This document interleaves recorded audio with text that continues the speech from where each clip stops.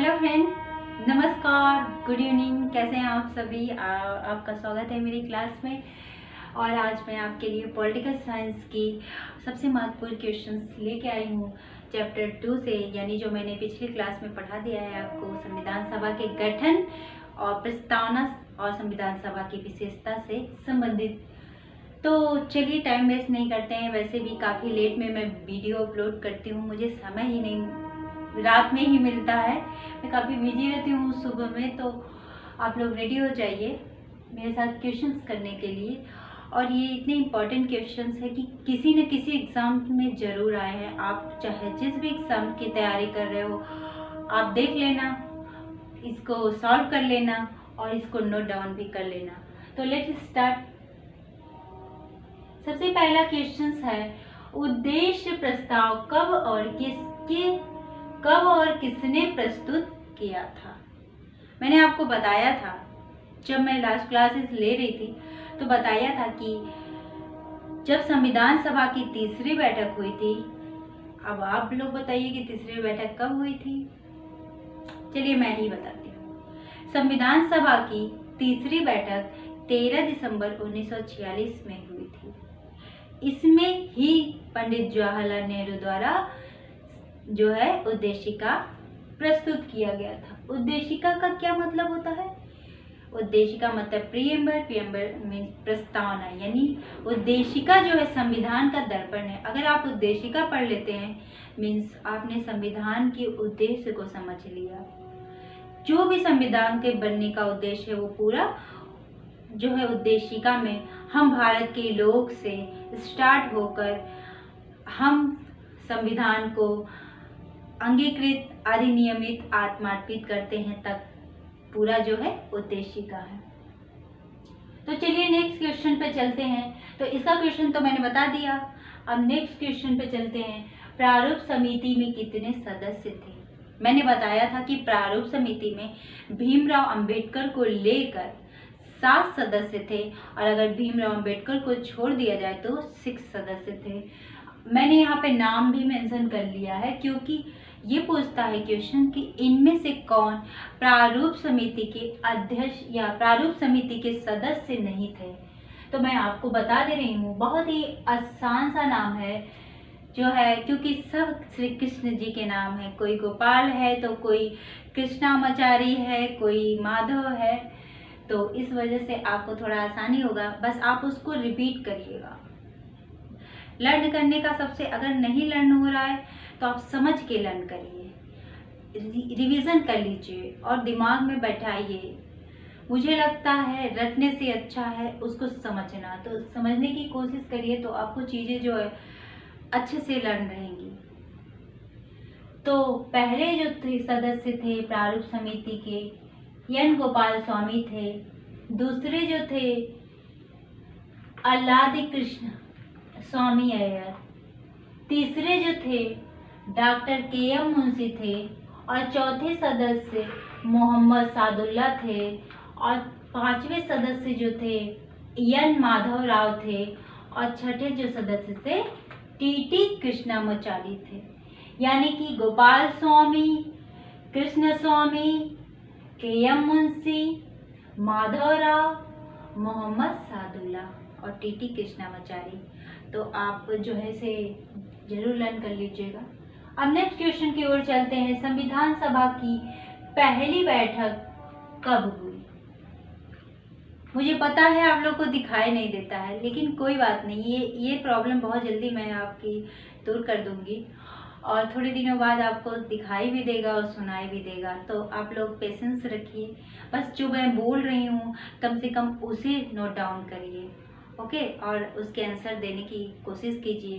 बाद में मैं आपको PDF नोट भी दूंगी, तो आप लोग थोड़ा सा पेशेंसली पढ़िए मेरे साथ और नोट्स बनाते चलिए। तो क्वेश्चन है कि संविधान सभा की पहली बैठक कब हुई थी? संविधान सभा की पहली बैठक कब हुई थी?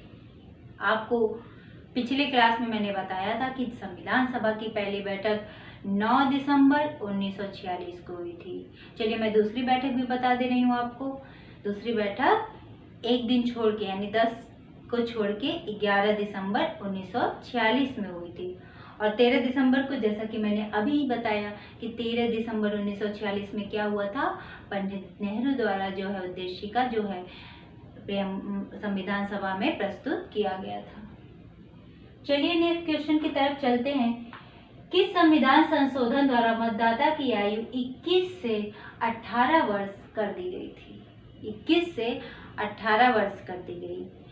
तो दोस्तों यहाँ पर मैंने ऑप्शन रखे हैं 63वां संविधान संशोधन, 62वां संविधान संशोधन, 61वां संविधान संशोधन और 60वां संविधान संशोधन। तो आप लोग पहले गेस कर लीजिए, फिर मैं आपको आंसर बताती हूँ। तो फ्रेंड्स इसका जो आंसर है वो 61वां संविधान संशोधन है। अब चलते हैं नेक्स्ट क्वेश्चन पे।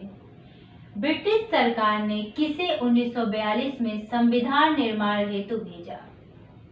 1942 में, एक बार रिपीट करती हूँ मैं फिर से, ब्रिटिश सरकार ने किसे 1942 में संविधान निर्माण हेतु भेजा?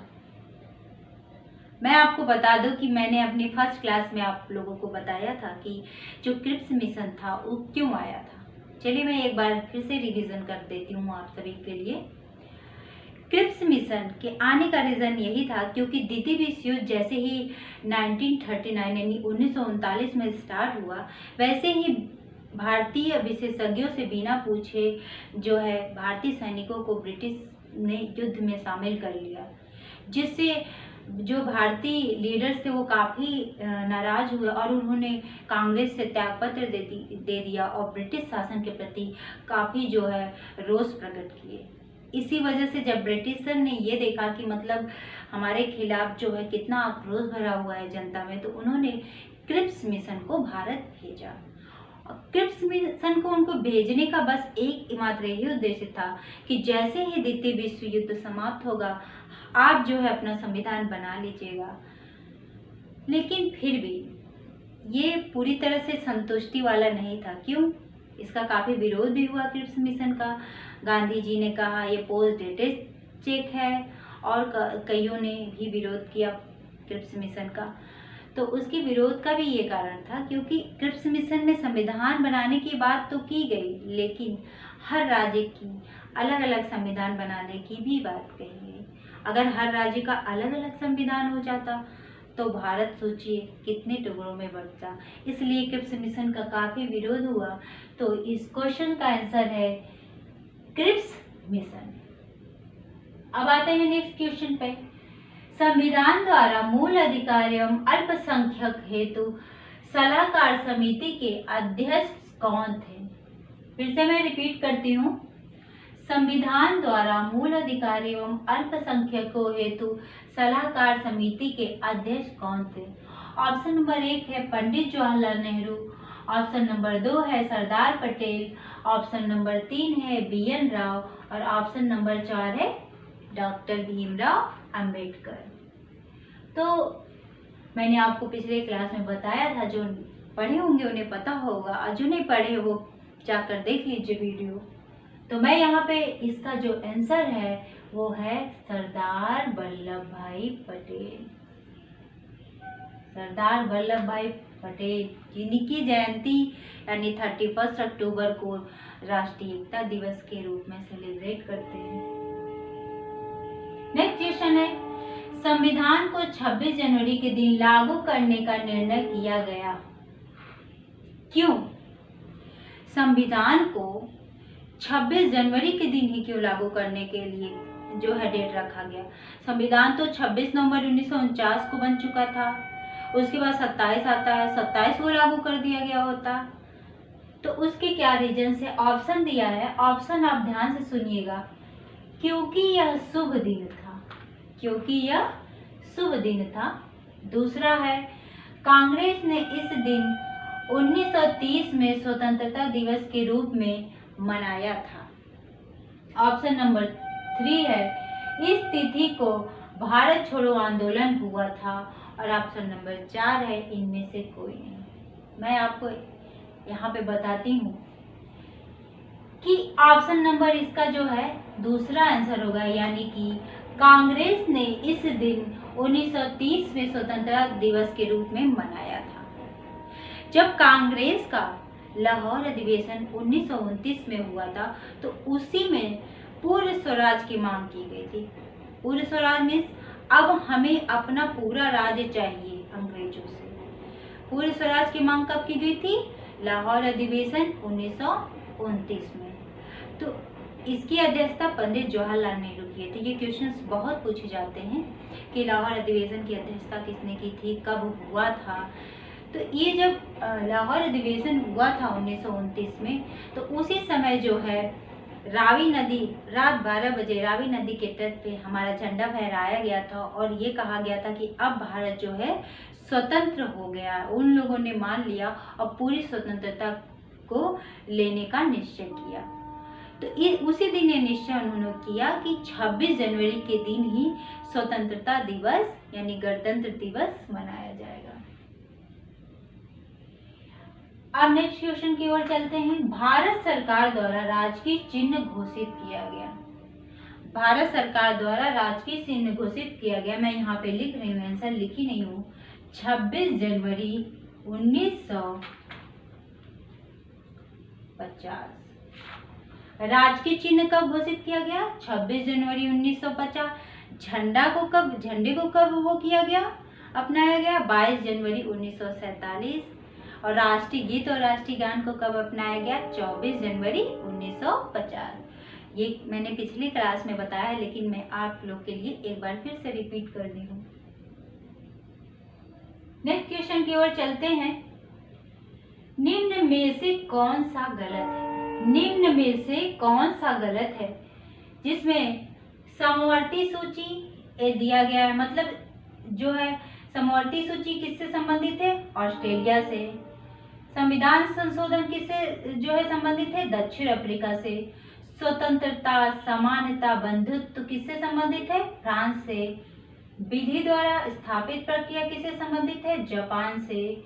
संगठनात्मक व्यवस्था किससे संबंधित है? कनाडा से। इसमें पूछा है कि कौन सा गलत है, यानी कि जो है इसमें से कौन सा जो है, जो संविधान से लिया गया जो है व्यवस्था है, उसमें से कौन सा गलत है। तो मैं आपको बता दूं, इनमें से सब सही है, कोई भी गलत नहीं है। समवर्ती सूची कहाँ से लिया गया? ऑस्ट्रेलिया से। उसके बाद संविधान संशोधन की प्रक्रिया दक्षिण अफ्रीका से लिया गया है। और स्वतंत्रता, समानता और बंधुत्व फ्रांस से लिया गया है। ये स्वतंत्रता, समानता और बंधुत्व कहाँ पे है? इस शब्दों का वर्णन उद्देशिका में है। इसके बाद विधि द्वारा स्थापित प्रक्रिया कहाँ से लिया गया है? ये जापान से लिया गया है। और फिर नेक्स्ट है संगठनात्मक व्यवस्था। भारत एक संघीय व्यवस्था वाला संविधान है। संघीय व्यवस्था मतलब क्या होता है? जहाँ पे एक लिखित संविधान है, जहाँ की एक स्वतंत्र न्यायपालिका है, जहाँ पे शक्तियाँ जो है केंद्र राज्य में जो है बटी हुई हैं, वही क्या होता है? संगठनात्मक व्यवस्था। यानी संगठनात्मक व्यवस्था की विशेषता हमने बता दिया, क्या? जहाँ लिखित संविधान हो, जहाँ की एक स्वतंत्र न्यायपालिका हो, जहाँ पर शक्तियाँ केंद्र और राज्य में बटी हों। ठीक है, चलिए नेक्स्ट पे चलते हैं। लिखित संविधान का प्रारंभ हुआ। सबसे पहले जो है लिखित संविधान का प्रारंभ हुआ, ऑप्शन देती हूँ आपको, आप गेस करिएगा। यूएसए यानी कि अमेरिका, ऑप्शन नंबर 2 है भारत, ऑप्शन नंबर 3 है चीन। तो इसका आंसर क्या होगा आप लोग बताइए, नहीं तो मैं बताती हूँ। इसका आंसर होगा यूएसए। सबसे पहला लिखित संविधान जो है वो अमेरिका का है। सबसे पहली बार लिखित संविधान कहाँ बना था? अमेरिका में। तो इसका जो आंसर है वो अमेरिका है। नेक्स्ट क्वेश्चन है, भारतीय राजनीतिक व्यवस्था में कौन सर्वोच्च है? यानी भारतीय राजनीति व्यवस्था में कौन सर्वोच्च है? ऑप्शन नंबर 1 है संसद, दूसरा है धर्म, ऑप्शन नंबर 3 है संविधान और ऑप्शन नंबर 4 है सर्वोच्च न्यायालय। अब आप बताइए तो कौन सा सर्वोच्च है? मैंने बताया था पिछले क्लास में कि संविधान के ऊपर कुछ नहीं है, संविधान ही सर्वोच्च है। अब चलिए नेक्स्ट क्वेश्चन पे चलते हैं। संगठनात्मक एवं संसदीय राज्य की क्या विशेषता है? संगठनात्मक एवं संसदीय राज्य की क्या विशेषता है? मैंने यहाँ ऑप्शन नहीं दिया है, क्यों? क्योंकि बहुत स्पेस नहीं था यहाँ पे लिखने के लिए, तो मैं आपको बता देती हूँ, आप लोग लिख लीजिए अपनी कॉपी में। संसदात्मक, मैंने बताया था संसदीय व्यवस्था के बारे में पिछले क्लास में कि संसदात्मक व्यवस्था मतलब जहाँ पे 2 प्रधान होते हैं, एक नाम मात्र का और एक जो है वास्तविक होता है। अब हमारे देश में 2 प्रधान हैं, जैसे नाम मात्र का मतलब जिसके नाम से चलता है, केवल नाम है, यानी कि राष्ट्रपति, और वास्तविक प्रधान कौन है? प्रधानमंत्री। तो ये है संसदीय व्यवस्था। और संसदीय व्यवस्था में एक बात और सबसे महत्वपूर्ण होती है कि संसदीय व्यवस्था में कार्यपालिका अपने कार्य के प्रति विधायिका के प्रति उत्तरदायी होती है, यानी कि कार्यपालिका जो भी कार्य करती है उसको किसको जवाब देना पड़ता है? विधायिका को। ठीक है। तो और संगठनात्मक व्यवस्था के बारे में मैंने अभी आपको बताया है कि जो संगठनात्मक व्यवस्था होता है उसकी यही विशेषता है कि जहाँ शक्तियों का विभाजन बंटवारा जो है वो केंद्र और राज्य में हो, जहाँ की स्वतंत्र न्यायपालिका हो और जहाँ पे लिखित संविधान हो, वहीं उसी को संगठनात्मक व्यवस्था कहते हैं। चलिए अब नेक्स्ट क्वेश्चन पे चलते हैं। प्रस्तावना को संविधान का परिचय पत्र कहा। ये बहुत ही इंपॉर्टेंट क्वेश्चन है। प्रस्तावना को संविधान का परिचय पत्र कहा था N.A. पालकीवाला, यानी ये पालकी वाले जो थे इन्होंने क्या कहा? प्रस्तावना को संविधान का परिचय पत्र कहा। यानी अगर संविधान का परिचय करना हो तो आप प्रस्तावना को पढ़ लीजिए, आप संविधान का परिचय कर लेंगे। नेक्स्ट क्वेश्चन है, भारत में लोकतंत्र का कौन सा स्वरूप प्रचलित है? बहुत इंपॉर्टेंट है, बहुत ही ज्यादा इंपॉर्टेंट है, क्योंकि आप भी जानते हैं कि भारत एक लोकतांत्रिक देश है। तो भारत लोकतांत्रिक तो है, लेकिन कैसा लोकतांत्रिक है? क्या पूर्ण रूप से भारत लोकतांत्रिक है या कुछ और बात है? तो चलिए इसका ऑप्शन है, क्वेश्चन है, फिर से रिपीट कर रही हूँ, भारत में लोकतंत्र का कौन सा स्वरूप प्रचलित है? ऑप्शन नंबर 1 है प्रत्यक्ष लोकतंत्र, ऑप्शन नंबर 2 है अप्रत्यक्ष लोकतंत्र और ऑप्शन नंबर 3 है दोनों का मिश्रित रूप। आपको लग रहा होगा शायद दोनों का मिश्रित रूप, और जिन्हें पता होगा उन्हें तो पता ही होगा। चलिए मैं बताती हूँ। भारत में अप्रत्यक्ष लोकतंत्र है। भारत में जनता का इन्वॉल्व जो होना वो सीधे डायरेक्ट रूप से शासन में नहीं है, इसीलिए भारत में जो है अप्रत्यक्ष यानी इनडायरेक्ट जो है लोकतंत्र है। और जो है प्रत्यक्ष लोकतंत्र कहाँ है? मैं आपको बता दूं, स्विट्जरलैंड में है। स्विट्जरलैंड में जनता जब चाहे तब जिन्हें चुन के भेजे उन्हें वापस बुला ले। सबसे अच्छा देश स्विट्जरलैंड है। वहाँ पे जनता का एकदम मतलब जनता ही सर्वोच्च है। वहाँ पर जनता जिसे भेजती है, अगर उसे पसंद नहीं है तो वो चाहे तो तुरंत उसे बुला दे। जनता ही सर्वोच्च है, जनता की ही सुनी जाती है। वहाँ पे सरकार ही जनता है और जनता ही जो है सरकार है।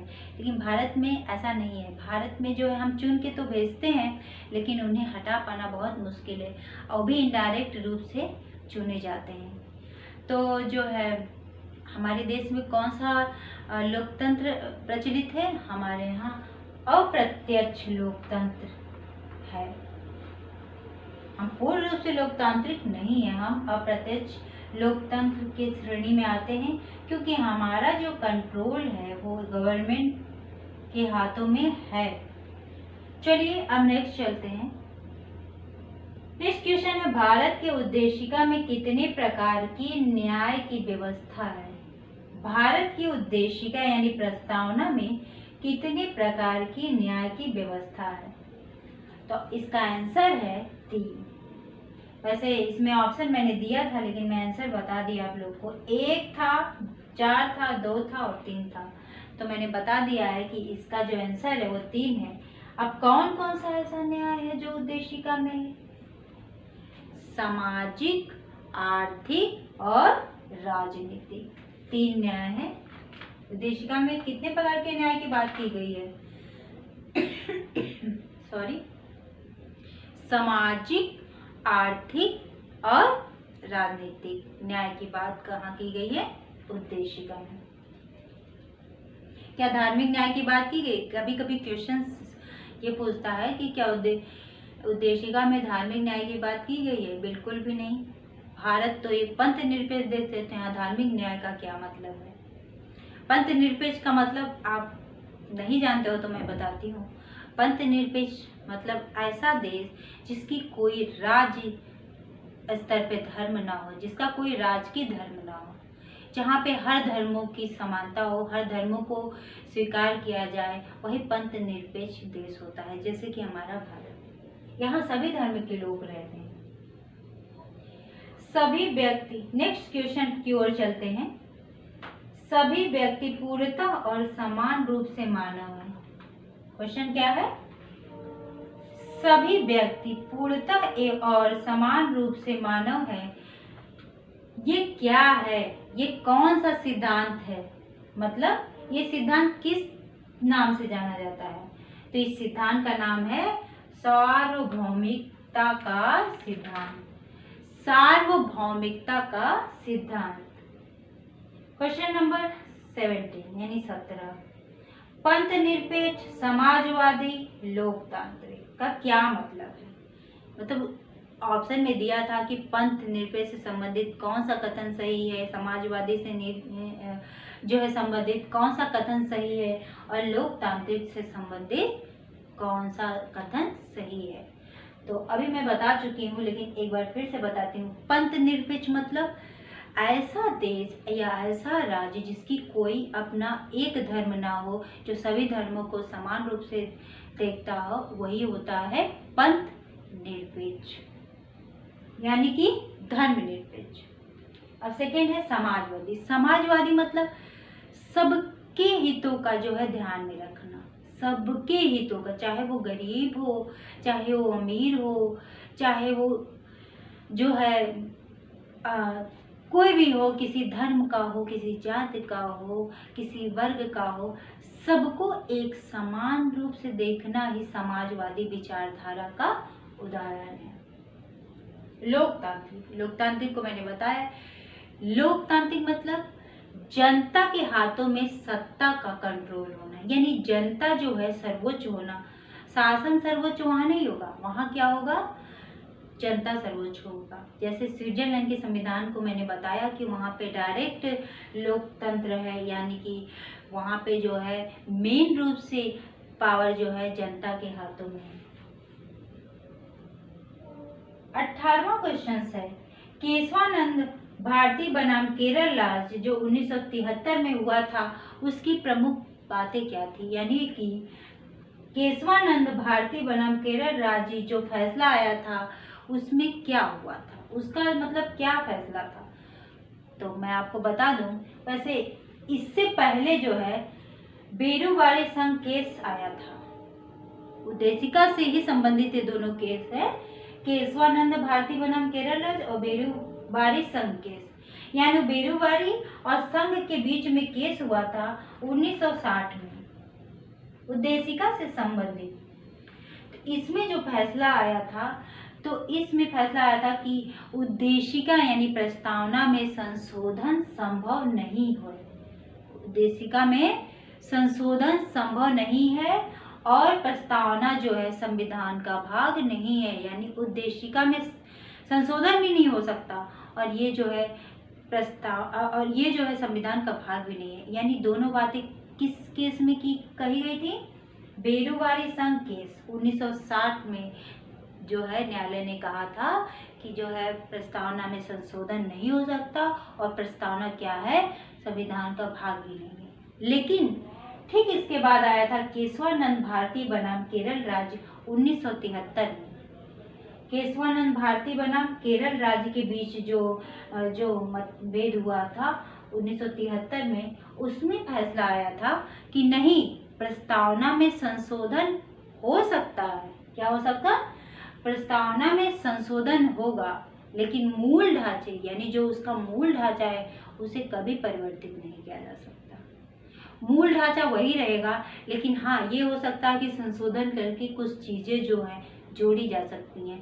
तो ये हमेशा क्वेश्चन में आता है कि केशवानंद भारती बनाम केरल राज्य 1973 की क्या मतलब निर्णय थे, या बेलूवारी के संकेत 1960 में जो है क्या मतलब फैसला आया था। तो मैं आपको आज ये जितने क्वेश्चंस बताई हूँ बहुत बहुत इम्पोर्टेंट है। आप ज़रूर पढ़िएगा और अच्छे से लिखिएगा भी और डिस्कशन भी करिएगा। आपको जो है बहुत अच्छे से लर्न हो जाएगा और जो भी एग्ज़ाम दे रहे हो आपके लिए बहुत बेनिफिट होगा। और हाँ, मेरे चैनल को लाइक और सब्सक्राइब ज़रूर करिएगा। और जो आपके फ्रेंड्स हैं, जो भी आपके रिलेटिव हैं, जो भी एग्ज़ाम्स की तैयारी कर रहे हैं, उन तक ये ज़रूर पहुंचाइएगा, क्योंकि मैं जो पढ़ा रही हूँ एकदम सीरियल से पढ़ा रही हूँ, एकदम क्रम से पढ़ा रही हूँ। और जो है कहीं से भी आपको कहीं कोई जो है त्रुटि नहीं मिलेगी। अगर जो है मैं पूरी कोशिश करती हूँ कि मैं सारे कंटेंट को इकट्ठा करके आपको छोटे से